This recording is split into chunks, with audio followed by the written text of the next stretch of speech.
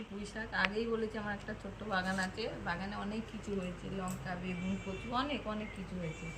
এই যে শাকগুলো তুলেছি, অনেক রকমের শাক, দুধ কচু, পুঁই শাকের পাতা, দুধ কচু, চাল কুমড়োর পাতা, মিষ্টি কুমড়োর পাতা, সজনের শাক, এই যে ছোলা কচুর পাতা, এই সজনের শাক, মিষ্টি কুমড়োর পাতা, চাল কুমড়োর পাতা তো আগেই দেখালাম।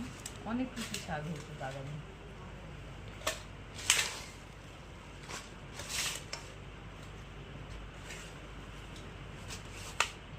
নিয়ে কেটে রান্না করবো। ধোয়া হয়ে গেছে, এবার কেটে নেবো। সজনে শাকগুলো ছোটো বলে একটু পাতার মধ্যে দিয়ে কাটবো, তাহলে কাটা যাবে। সজনে শাকগুলো না দিই, সজনে শাক ভালো কাটা যাবে না। কুচিয়ে নিয়েছি, কড়াইয়ে সর্ষের তেল দিলাম, সর্ষের তেলেই রান্না করবো শাকটা। একটু কালো জিরে, লঙ্কা দিয়ে দিলাম, লাল লাল করে। এবার শাকটা দিয়ে দিলাম, লবণ দিলাম, মিষ্টি খাই, রান্না করবো। এটাকে গ্রামের লোকেরা আতারি পাতারি শাক বলে, আমি একটু টাউনে থাকি বলে আমি এটা পাঁচমিশালি শাক বললাম।